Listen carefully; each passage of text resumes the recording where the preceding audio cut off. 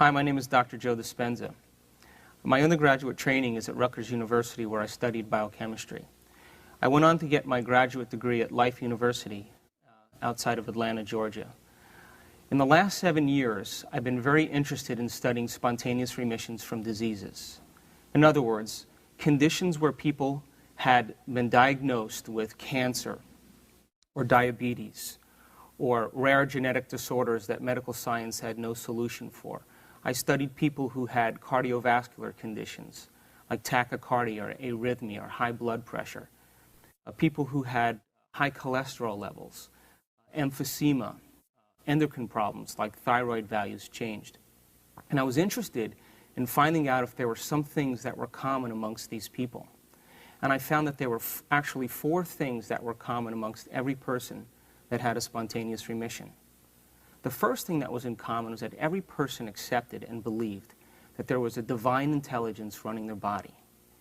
Some people may call it a spiritual intelligence. Some people may say it's a greater mind or a deeper mind. But they all accepted that there was an intelligence that was much greater than them. Now, if we call it this mystical intelligence, a spiritual intelligence, there's really nothing mystical about it at all. You see, it's the same intelligence right now that's keeping your heart beating. Your heart beats 2 gallons of blood every minute, over 100 gallons of blood every hour. It beats 100,000 times in one day, 40 million times a year, and over 3 billion times in one lifetime. It pumps consistently without you consciously thinking about it. Now, if we think about it, there's some order, there's some intelligence that's giving us life, that's keeping our heart beating. It's the same intelligence that's digesting our food, breaking down food into gases and nutrients, and taking that food and organizing it to repair the body. All of that's taking place without us consciously thinking about it. And these people began to realize that there was an intelligence running their body that was actually greater than them, that actually knew more than them. And if they could connect with this intelligence, maybe it would do the healing for them. You see, every single second we lose 10 million cells. And in the next second, we make another 10 million cells. Now, we don't think about doing that. You and I are free-willed individuals. But there's an order, there's an intelligence that's doing it for us. And in every single cell in the body, out of the 100 trillion cells that make up our physical body, every cell goes through 100,000 chemical reactions every single second. Now, if we multiply that by the 100 trillion cells, we can see that there's some intelligence that's giving us life consistently. Now, the interesting thing about this intelligence is that it has a will independent of our will. It consistently and constantly gives us life. Its will transcends our will. Its mind transcends our mind. And it keeps an order in the physical body. An example of that would be like little enzymes running through the DNA of our cells. There's 3.2 billion nucleic acids that make up the genes in one cell. Now, this intelligence sends proteins up and down those nucleic acids and changes mutations so that we don't fall apart. Now, if we think about this, this intelligence is giving us life consistently. And these people said, I'm riding on the back of a giant. And if I could just learn to tap into this intelligence, it will do the healing for me. That's the first thing that they all accepted. Now, the second thing they all believed in was that they understood that their thoughts, the way they thought over a period of time, or their thinking, actually contributed to their disease. And they said, if my thinking's contributed to my disease, maybe I should change the way I've been thinking over the last several years. Now, every time we have a thought, we make a chemical. If we have good thoughts, or we have elevated thoughts, or happy thoughts, we make chemicals that make us feel good or happy. And if we have negative thoughts, or bad thoughts, or insecure thoughts, we make chemicals that make us feel exactly the way we're thinking. So as every chemical is released in the brain, it's literally a message that feeds the physical body. Now the body begins to feel the way it's thinking. Now, once we begin to feel the way we're thinking, an amazing thing happens. The brain, which is in constant communication with the body, checks in with the body, and it starts to think the way we're feeling. which then makes more chemicals to allow us to feel the way we're thinking and think the way we're feeling, and we get caught in this loop between the brain and the body of thinking and feeling. The ultimate side effect of this is that we create a state of being, and that state of being becomes the way in which we think. In other words, feeling becomes the way in which we think. And when feeling becomes the way in which we think, now we're caught in a loop where our body is literally thinking for us.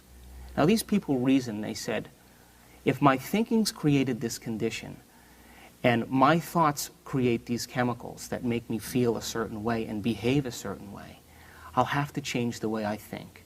And so they set out to begin to interrupt this process. That was the second thing that they had in common. The third thing that they had in common, which I found really astounding, is that these people decided that in order to break their thinking process, they had to reinvent themselves. They had to become somebody else. And when they began to think about who they wanted to become, they stopped this feedback loop between thinking and feeling, and they started to ask themselves some important questions. Questions like this: what would it be like to be a happy person? Who do I know in my life that's happy? What would I have to change about myself in order to be a different person?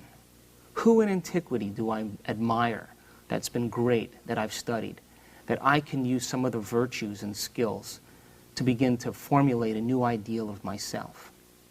And these people began to contemplate what-ifs, possibilities, potentials of who they could become. And as they did this, the brain began to change. They began to think differently, and the thinking process began to format connections in their brain that started to act as a platform for them to be. So they began to gather information. They began to examine other options, different than the way they've been being for the last several years of their life. Now, the last thing that they had in common, which was the fourth thing, was that when these people reinvented themselves, they spent long moments where they lost track of time and space. In other words, they became so involved with what they were thinking about, so immersed in who they were becoming, that when they opened their eyes, or when they turned on the light in the room, or when they lifted their blindfolds up, it seemed like 5 minutes to them, but actually an hour and a half or 2 hours went by. And they were literally becoming so immersed in what they were thinking about that they lost track of time and space. They lost track of the feedback that takes place between the body and the brain.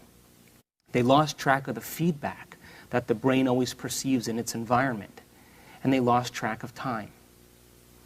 Now, the brain processes about 400 billion bits of information every single second. But we're only conscious of about 2,000 of those 400 billion bits. Now, those 2,000 bits of information in reference to where our awareness exists only has to do with three things. It has to do with our feedback from the body, feedback from the environment, and our feedback in reference to time. You know, does your back hurt? Are you hungry? Do you have a headache? Are you thirsty? Are you tired? Is it too cold? Is it too warm? Do you like the way it smells in the environment? How long is it going to take before the next experience happens? Our brain and our awareness is immersed in those particular things. And when our brain is immersed in those particular things, even though the brain is processing 400 billion bits of information, we keep our awareness on only 2,000 of those 400 billion bits. And it has to do with the body, the environment, and time. These people who had spontaneous remissions, they moved their awareness from those particular things to those other bits of information. And when they did that, we're beginning to learn from a scientific standpoint is that's the moment that the brain begins to pattern new circuits and new connections.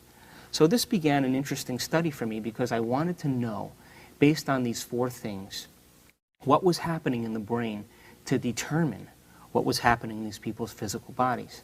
Could it be that they changed their mind, and by changing their mind, it had a physiological effect in their body? Now, some of these people weren't vegetarians, They didn't do crystals. They didn't fast. They didn't do any alternative therapies. All they did was they changed their mind. And by changing their mind, it produced some measurable results in their life. So I began this process of understanding how the brain makes new circuits and makes new connections. Now, I want to talk a little bit about the way science has progressed over the last couple hundred years, and I'm going to tie it into our understanding of the brain. Back in the 17th century, there was a man by the name of Descartes, and he was a French scientist. He was sitting by a fountain one day, and he was trying to understand the nature of reality. And as he was sitting by this fountain, he said, you know, I'm having difficulty merging two ideas. See, there's an objective world. You know, there's an objective world he called the sphere of science, where things behave like a machine. He said the earth and all of its laws and all of physical reality behave in a very physical mannerism. And those physical traits are very predictable and they're very repeatable. And he said, I'm going to call that the sphere of science. And anything that has to do with the objective or very large, science can study. And then he said, well, anything that has to do with the mind or our subjective world or subjective reality, I'm going to give to religion, because religion has a better handle on it. And really what Descartes was saying is, I want the freedom to be able to study science without having to deal with those other issues.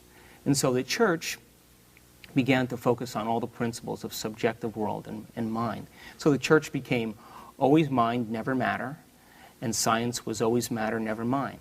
And things worked really well, because up until this point, you know, the church delving into science created some problems, and science delving into the mind created some problems as well, because if we look at Bruno or we look at Galileo, we can see that when they made their particular observations, it defied the church, and of course there were some speed bumps along the way.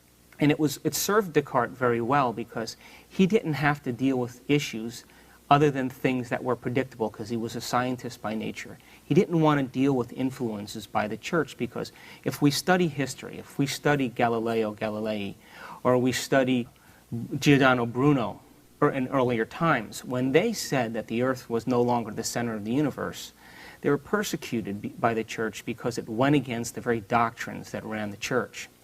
So Descartes had his own freedom now to study the nature of reality. And things worked really well, and by observation, scientific laws began to develop. And in the 18th century, along came Sir Isaac Newton.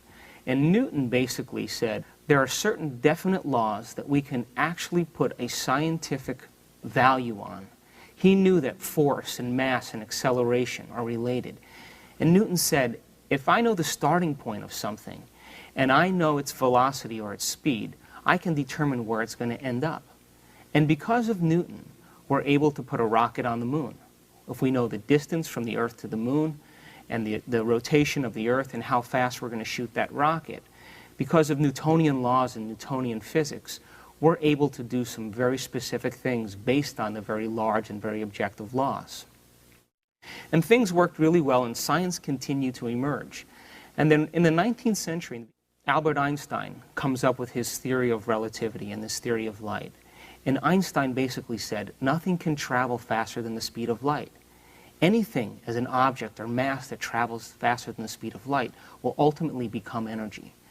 And because of his laws in understanding relativity, he emerged even greater understandings about objective reality. When Einstein published his papers, the most amazing thing about Einstein was that there was no real footnotes to his information, and which blew most of the scientists away during his time.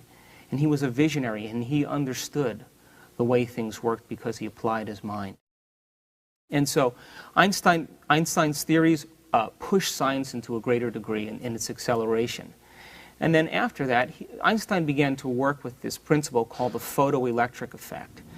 And what he was doing is he was producing very strong electrical currents into steel plates, and he wanted to see the energy that was emitted in terms of electrons and protons and neutrons.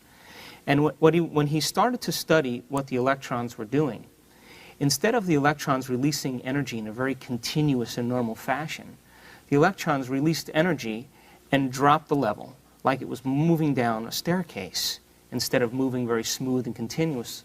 Now, Einstein stopped because the way things work in the very large is that when energy is released, things move in a very continuous fashion. For example, if we drop an apple from a tree, it moves in a very continuous and predictable fashion, and they expected, in the photoelectric effect, the very same things to happen. They didn't.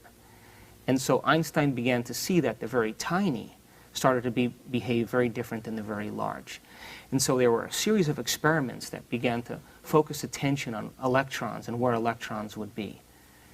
And when they began to observe electrons and the nature of electrons and how they behaved, they noticed that wherever they observed or looked for an electron appeared. So the electron went from a wave of probability to all of a sudden collapsing into a very definite particle. And now this whole idea of Cartesian dualism, what Descartes said back in the 17th century, started to get fuzzy again.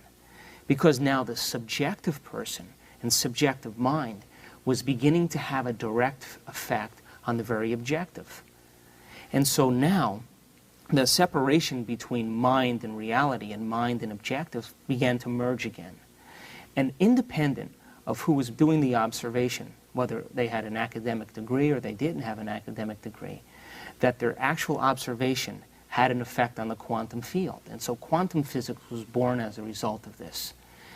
And now, that means now that all of us, every single person, independent of their creed, or their culture, or their gender, or their age, or their race, that every single person, when they're asked to observe something, has an effect on the very tiny, that we're all participants in the nature of reality. Now, science may say, well, quantum physics and the observer observing reality and having an effect on reality only works for the very tiny. In other words, only the very tiny responds to our observation. And so maybe then the way in which reality works is that if our observation makes a difference in the way small subatomic particles function, maybe we can direct the nature of reality based on our own observation. Now, most quantum physicists will say no. Our observation only works for the very tiny and not the very large. And my answer is, maybe we're just poor observers. Maybe observation is a skill just like anything else, and we can develop this idea called observation. Now, there's a part of the brain that we use to pay attention. There's a part of the brain that we use to observe, and it's called the frontal lobe.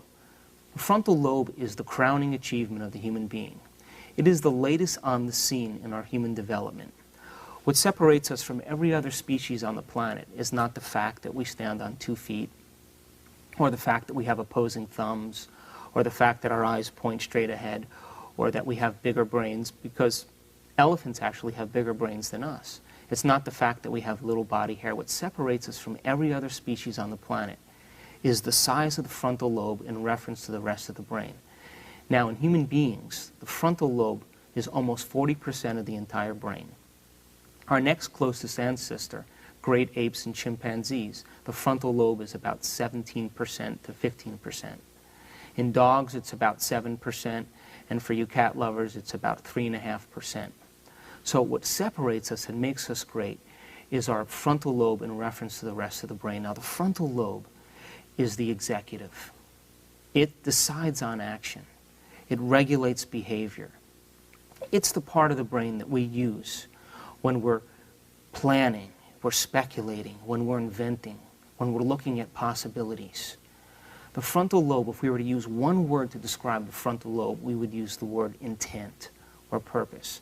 When people's intention matches their behavior, or when their behavior matches their intention, or when their thoughts are aligned with their action, is the moment the frontal lobe is at its greatest moment.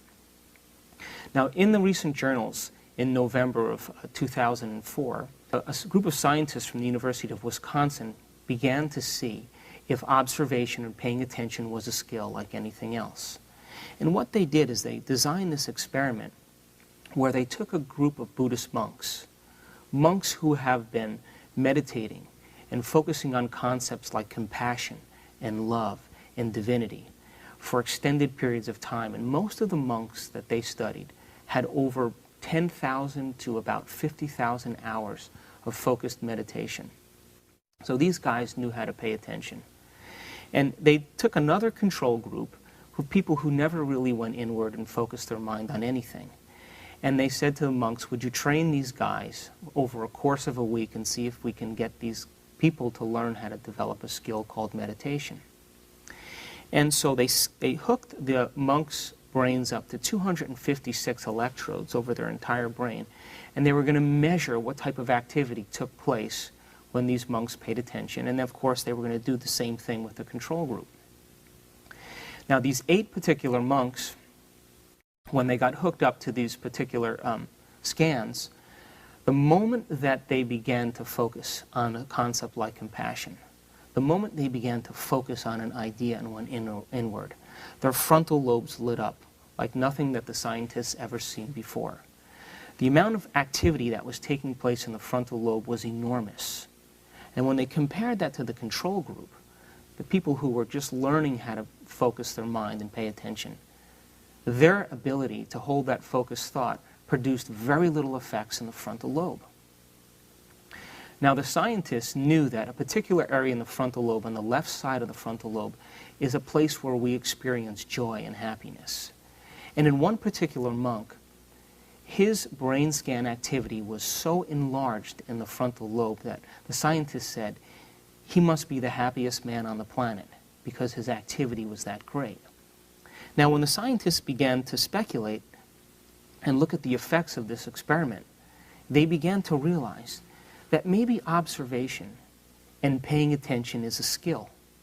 Maybe it's a skill just like tennis or golf, that we can develop the skill of paying attention, and by developing the skill, we could get better at it. And the effects and the results are that our brain actually changes. So observation then is a skill just like anything else. And if we can develop the skill of observation, maybe just not only the small subatomic particles will respond to our world, but maybe even larger subatomic particles or larger objects will respond based on our ability to observe. Now, back in the 1930s in the United States, there was an experiment done on a group of chimpanzees that were aggressive, and they had an antisocial personality traits. And the scientists said, well, let's see, by doing an experiment on their frontal lobe and doing an operation on their frontal lobe, if it changed the way these chimpanzees behaved. And so they took an instrument that looked like an ice pick, and they tapped it into the frontal lobes of these chimpanzees, and they swirled it around. It was called the ice pick experiment. And after the experiment, the monkeys became very docile and very controllable, and they no longer were aggressive with other chimpanzees. Now, during this time in the United States, in the late 1930s, there were several mental institutions that were overcrowded with people with the exact same condition, antisocial personality disorders, aggressive traits. And because the Depression was going on in the 1930s, it took an enormous amount of money to medicate these people to keep them under control. So the scientists in a particular university in the Midwest said, why don't we try this experiment out on some of these people in these mental institutions? We can save on a lot of money on the medications that we're administering. So what they did is they took these people and they brought them into an operating room while they were asleep, and they anesthetized them with sodium pentothal. And while they were anesthetized, they took a scalpel and they slid it under their eyelid and punctured the softest part of the skull, which is right behind the orbit of the eye. And when they punctured the skull in that particular area, they took a scalpel and they ran it back and forth, and it was called the windshield wiper experiment. And of course, as we know, that's called a lobotomy. And when they pulled the scalpel out, they sewed them up and they brought the people back to the room. And these people all of a sudden began to behave differently. Now, they noticed some very interesting things about these people that were the effects of the lobotomy. The first thing that they noticed is that all of these people became lazy and lethargic. The next thing they noticed is that they became uninspired. They lost their initiative to do things. They also noticed that they had a tremendous desire for sameness. In other words, they loved to listen to the same radio station. They loved to eat the same food. They loved to wear the same clothes. And if you disrupted their routine in any way, they would emotionally fall apart. So they had a tremendous desire for sameness. They also noticed that these people couldn't focus on single-minded tasks. In other words, they would start something and become distracted and start something else. And then they would become distracted and start something else. They never completed a cycle of action. They also noticed that they failed to gain meaning out of situations. They couldn't learn anything new. They couldn't modify their behavior. Learning is modifying our behavior. So they got so stuck in the routine of doing something over and over again, repetitively, that they never modified their behavior in any condition. And the last thing they noticed was that they couldn't project into the future. They couldn't plan into the future. They couldn't project ideas into the future. For example, if they were bending over and tying their shoelace and the shoelace broke, instead of getting a new shoelace, they would continually try to tie the same shoelace even though it was broken. So if we think about this now, frontal lobe damage produces certain effects in people. People become lazy and lethargic, uninspired. They have a loss of initiative. They have a desire for sameness. They don't do anything new. They can't project into the future. They don't learn anything new. And they get distracted easily. Now that's starting to begin to sound like the majority of people in our culture. And the reason being is because we haven't mastered the ability to use the frontal lobe properly. So maybe we haven't mastered the skill of observation. Maybe observation is a skill in itself. And maybe most people are so distracted by their external world that they don't use the frontal lobe properly. If we think about it, everything in our environment is constantly feeding the brain information. Our senses are what allow us to interpret reality. Our senses are what allow us to respond to information from our external world. Now, as long as we believe that the external world is more real than the internal world, we'll always be using the same circuits in our brain to process that information. The moment we begin to accept that the internal world has an effect on the external world, we have to begin to use the frontal lobe. Now, we know scientifically, it's true, absolutely true, that the brain is shaped and molded from our environment. We know that specifically. But what science is beginning to learn as well is that our brain is shaped and molded by our ability to pay attention. And that when we have the ability to pay attention, and we have the ability to learn knowledge and wire that knowledge in our brain, we begin to make new circuits.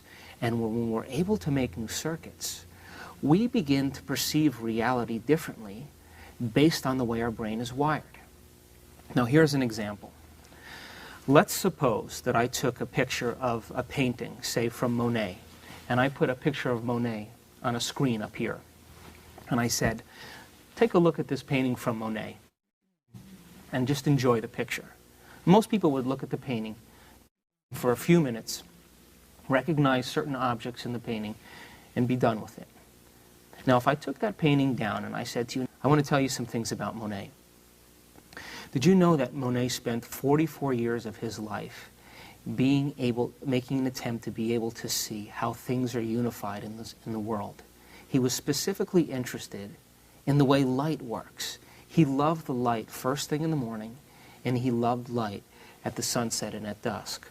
And that he thought that most people never stopped to pay attention the way light affected flowers and the way they affected colors in the environment. So he went out of his way to paint with pastels and paint with colors, to brighten things based on the light at that particular time in the day. And he said things like, the bridge and the wisteria are never really separate. They're one and the same, and I can only paint them that way. And as he got older, he developed cataracts, and his cataracts became very thick. And so when he perceived light, the light that he was perceiving diffused into his eye, and he was actually beginning to paint exactly what he saw. Now, if I gave you that information, and I put the picture back up, and you looked at this Monet again, more than likely you would perceive it differently based on your ability to pay attention to details. And actually what we did in that moment is we gave you knowledge and information that your brain filtered out of the equation and you were only looking at the picture based on the way your brain was wired, based on what you knew. The moment we give the brain new information and the brain can pay attention through the frontal lobe to that information, we begin to see things that already existed, but we've filtered out of the equation.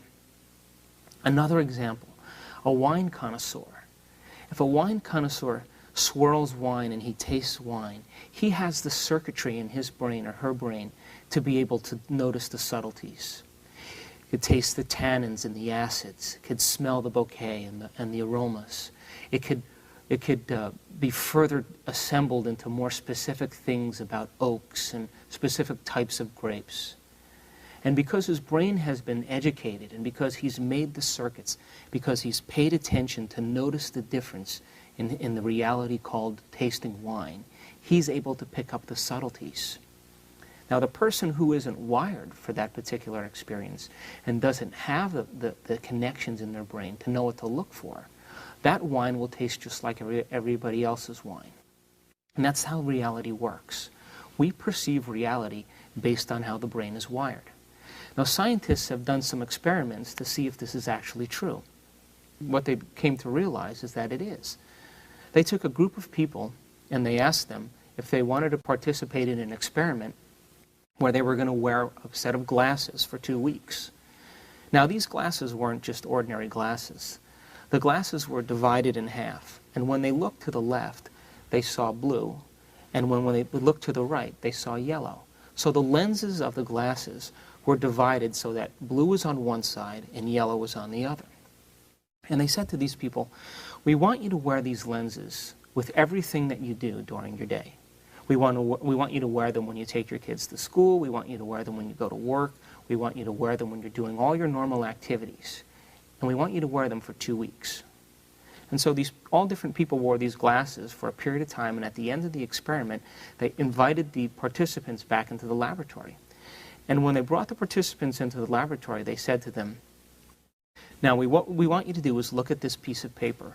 And it was a white sheet of paper, and they said, what color do you see when you look at this paper? Now, every single person that participated in the experiment said, that's a white piece of paper. And they said, well, look to the left. Do you see a blue piece of paper when you look at that paper? And they said, nope. And they said, when you look to the right, do you see a yellow piece of paper? And they said, no. So the scientists had to back up because they realized then that these people were filling in reality based on their memory. They were overlaying the way things appeared based on the circuits that they already had wired, and the more they participated in the world, the faster the color disappeared for them. And essentially, that's what we do in reality. Our brain is wired a certain way. We're given a certain amount of circuits in our life, and then we add to those circuits by the way we make the connections based on the knowledge we gain. And if we don't learn any new knowledge, we keep using the same circuits, which allows reality to appear the exact same way.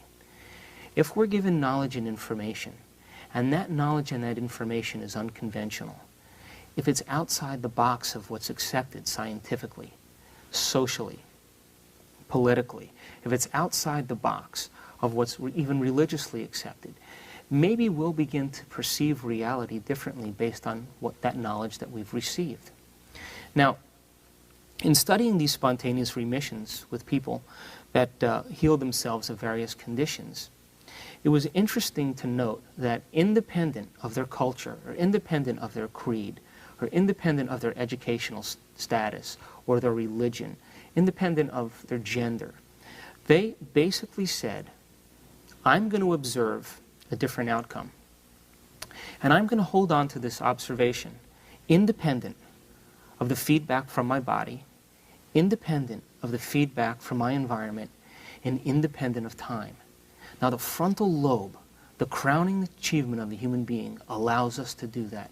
You see, the frontal lobe gives us permission to make thought more real than anything else.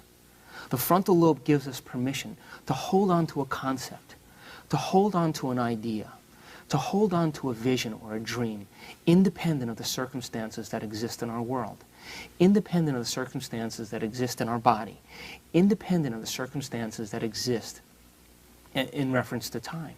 And those are the things and the traits that we secretly admire in all great people in antiquity, whether it was Martin Luther King or William Wallace, someone who had a vision, someone who had an idea.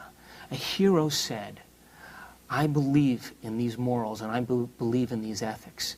And even though my environment isn't aligned with my thinking is more important than my environment.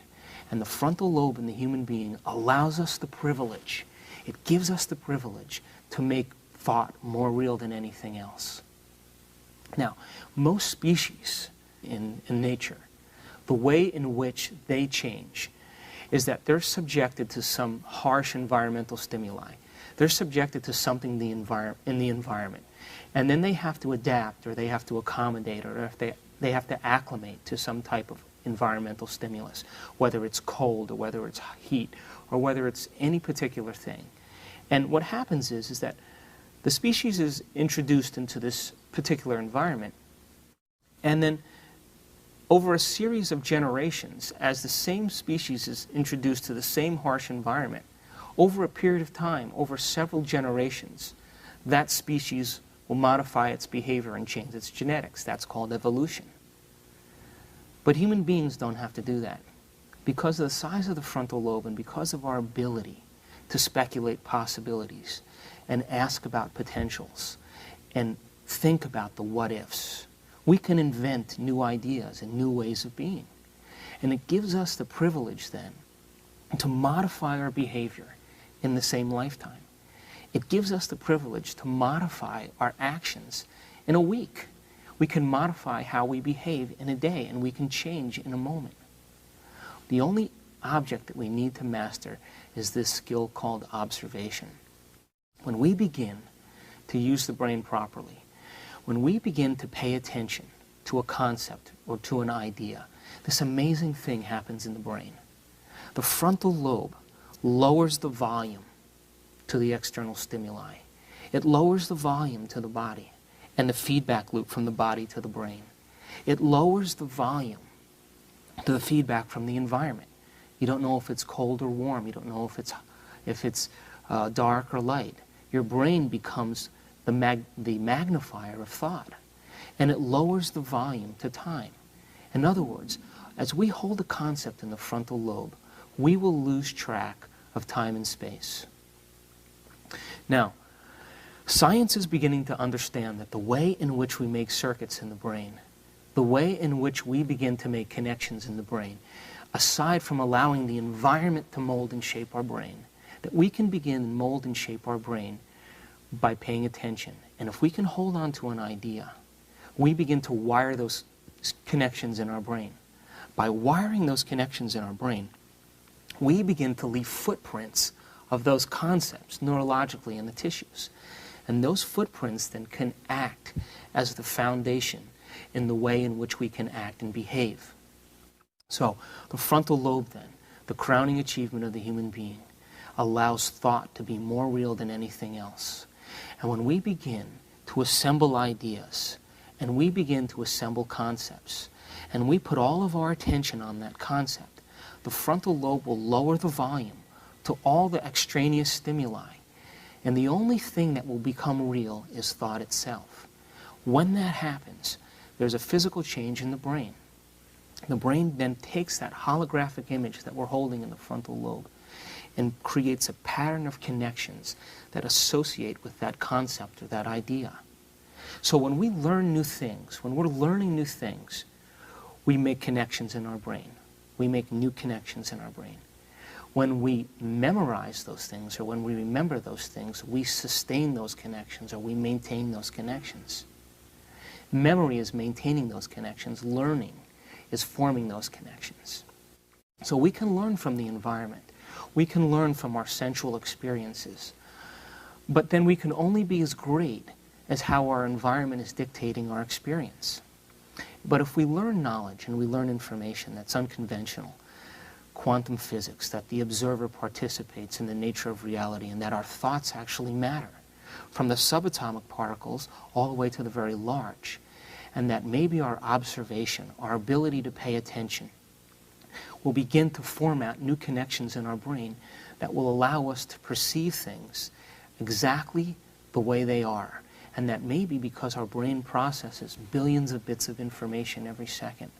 But we're only aware of those bits of information that have to do with the body, the environment, and time. That we can begin to make new connections and learn new knowledge. We'll begin to see what has always existed, but we've filtered out of the equation, just like those people that did the experiment with the lenses. Now, I want to talk about how the brain learns and how those connections are formulated. We know from a scientific standpoint that neurons, nerve cells that exist in the brain, when they connect, they exchange information. And as they connect and they exchange information, that connecting point is a learned understanding related to a concept. As I said, when we remember something, we activate those connections again and bring them to life. Now, we have enormous amounts of connections in our brain, infinite connections, just about trillions and trillions of connections.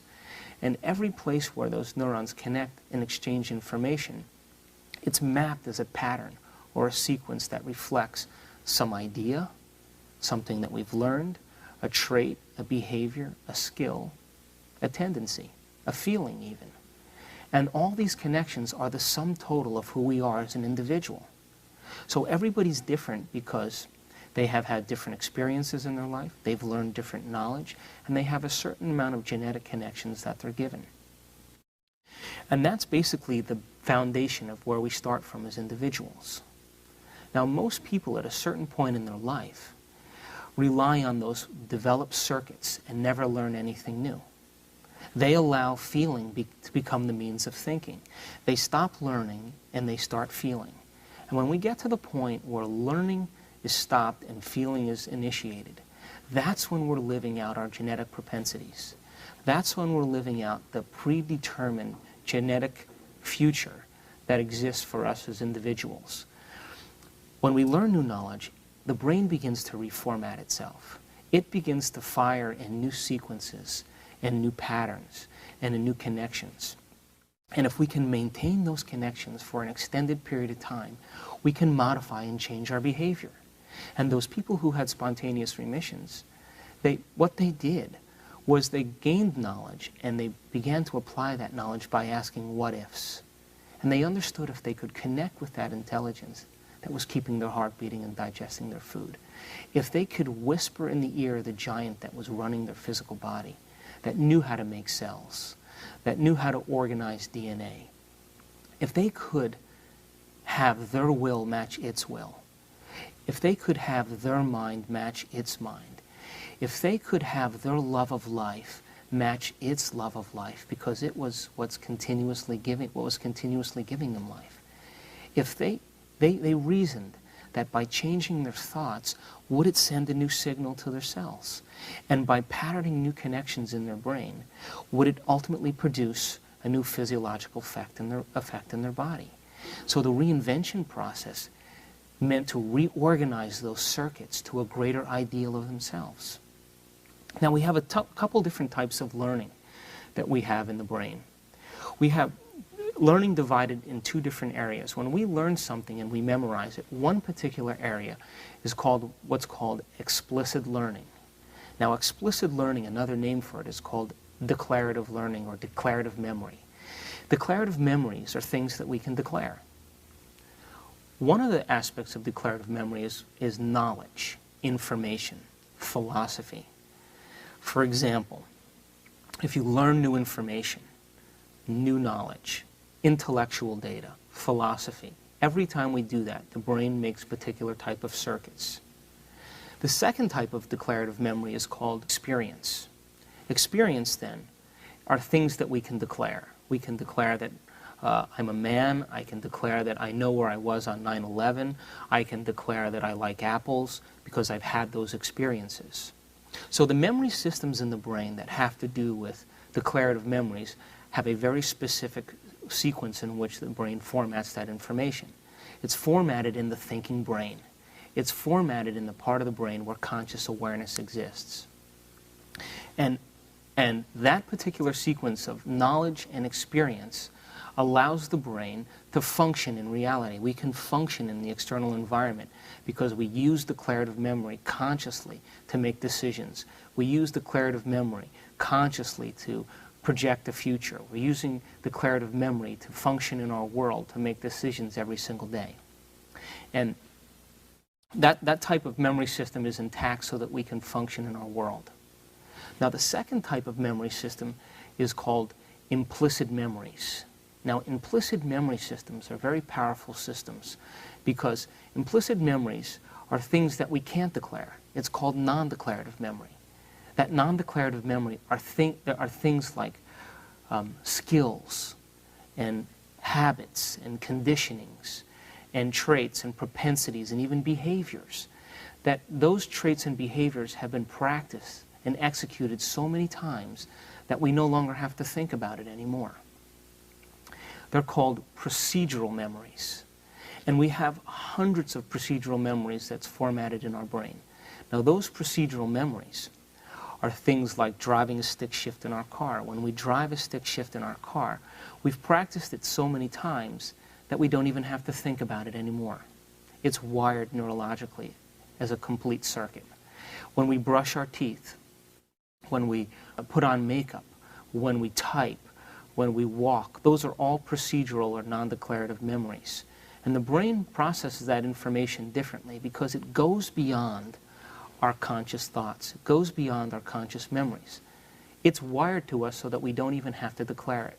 For example, when you can't remember a phone number consciously in your explicit system, you could grab the phone and look at the numbers, and your hands will begin to move, and you'll remember the numbers. That's called an implicit memory because your body's practiced it so much, it remembers it as well as your brain. Now, implicit memories are the point in which we hardwire behavior. Implicit memories are when we are actually it. Implicit memories are when we've completely made a change. So if we think about it, if we make connections in the brain by learning knowledge is beginning to make new circuits. That's philosophy. The brain is changed as a result of it. But there isn't much change in terms of sending signals to the body, new information to the body. It's intellectual information. When we have a new experience, when we personalize that knowledge, when we take knowledge and we personalize it or apply it, we can set up a new experience. And that new experience then allows us to format and change our behavior. So knowledge then, applied, creates a new experience. That experience then creates a certain amount of circuits in the brain that further advances the knowledge that we learn. And we can declare that we've had a new experience. So knowledge is thinking. It is our thinking brain. When we learn new knowledge, we learn that knowledge to think from. Experience requires applying that knowledge, and we call that doing. That's the doing aspect of how the brain learns. So we could have an experience based on knowledge that we've learned. We can apply that knowledge and have a new experience, but that isn't enough. Because when we have a new experience, the idea then is to be able to repeat that experience. And when we can repeat that experience over and over again, we begin to wire to that implicit memory system, and that new way of remembering something is called being it. We're actually being it now. So, learning new knowledge is the thinking part of our brain. Applying that knowledge and applying what we've learned, applying our thought to have a new experience, modifying our behavior to have a new experience is called the doing it. And then when we continuously are able to repeat that experience over and over again, and repeat it over and over again, we begin to wire the brain to that implicit system called being it. Now, when we're being something, we don't have to think about it anymore. It's wired permanently. That process is natural. It's second nature. It's easy. And those people who had spontaneous remissions, as they began to gain new knowledge and apply that knowledge to set up some new experiences for themselves, they didn't stop there. They went further until that system was hardwired in their body, till they actually were able to become it. You see, once we can become something, now it's wired permanently so that we no longer have to think about it. And the idea then is if there's automatic systems in our brain, automatic programs in our brain that define thinking and feeling our entire life, thinking as a victim, thinking as an insecure person. And if we think those insecure thoughts, it makes the chemicals that make us feel insecure. See, then once we feel insecure, then the brain starts to think the way it's feeling. So those people who had spontaneous remissions from diseases, those people who healed themselves of different conditions, they made some pretty physical changes in their brain. The changes that they made weren't just about intellectually embracing this information. It wasn't just about having an experience once.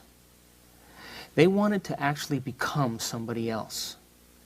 And when they reinvented themselves, when they said, I believe there's an intelligence that exists within me that gives life to every single individual, whether they're happy or sad, whether they're wealthy or poor, whether they're holy or unholy, that some intelligence gives life to every human being. If I could tap into that intelligence and become somebody else, it'll give life to who this new person emerges as. And that if my thoughts matter, I'm going to have to really construct some permanent neurological connections in my brain to become this new platform of being. And that I have to abandon and surrender that old way of thinking and feeling that was really tied to my environment, really tied to the way in which I thought about my world based on my old self. And maybe those old feelings and those old connections were really tied to old experiences. And maybe by reinventing myself, there'll be a period where I have no feeling. Maybe those old emotions and those old feelings were tied to some old experience that were actually the cause of the condition in the first place. And by abandoning those old thoughts and those old feelings, just abandoning those and replacing it with a new idea of self, that a new signal was running to the body and the person was actually free. And then all they had to do was separate themselves from people and things and the distraction of the environment and time and episodes and events, and let thought become more real than anything else. In the process of rehearsing, in the process of thinking about who they wanted to become, in the process of thinking about it over and over again, they began to make those circuits more permanent. They began to create a new individual. They began to emerge as a new being. And as a result of it, that process where they developed the skill of paying attention, they developed the ability to move their mind away from their body. They developed the ability to move their mind away from the environment. And they even moved their mind away from the reference of time. And the moment they did that, maybe the door to the quantum field opened. Maybe now they were stepping into a new level of mind. And when that happens, when we can make thought more real than anything else, the brain begins to format those patterns and connections that are equal to who we are and who we're becoming. So these people who had spontaneous remissions, maybe it wasn't a miracle at all. Maybe they just became somebody else. And maybe they believed that this intelligence would stand behind them and give life to whoever they were being. And maybe this intelligence was smarter than them and brighter than them and had more will than them to step in and reorganize their body for them. And that all they had to do was to become somebody different. And when they became somebody different, this intelligence gave life to them, and their life changed, their health changed, and their future changed. And maybe these people who had spontaneous remissions gave up the feelings and the emotions that were tied to the past, and in the process of becoming somebody new, in the process of that reinvention process where they made new circuits to operate from, they abandoned their past and their association to their past and all of the feelings and the emotions that went along with it. And maybe the chemicals that were feeding the body based on those thoughts were no longer made. And because they were no longer made, the signal that was being sent to the body was a new signal. And that new signal that was sent to the body had nothing to do with their association to those past attitudes, those past thoughts, and those past feelings. But now the person had an idea of their future. They had an idea of something to look forward to. And now, as they began to make those changes, they no longer sent the same signal to the body, but they sent a new signal to the body based on how they were now being. So, if we think about this then, the whole idea of this separation between mind and matter, the separation between the objective and the subjective, may actually begin to merge when we apply these principles together. Maybe quantum physics gives us permission to say that my observation matters. And maybe the frontal lobe, the crowning achievement of the human being, allows us to modify our behavior in one lifetime and to grow new circuits and new connections as a new place of being. And that this merging now that takes place between mind and matter basically says this: my thought matters. And because my thought matters, it should have a direct effect on the closest thing that exists to me, which is my physical body. And if we can begin to merge these ideas, we've come a complete circle back to understanding that there is no separation, that mind actually gives life to matter, and that it is our mind as individuals that can merge with a greater mind. And as we merge with this greater mind, we're now enacting the skill of observation. We move our attention away from our body. We move our attention away from the environment, and we forget about time. And when we do that now, pure mind has a direct effect on the physical body, and it has a direct effect on the nature of reality, and it has a direct effect on matter. And when we begin to execute these ideas and we begin to apply them to our life, we get to be the scientist in measuring our own observation. And maybe that's the beginning understanding of what it is to have an immortal brain.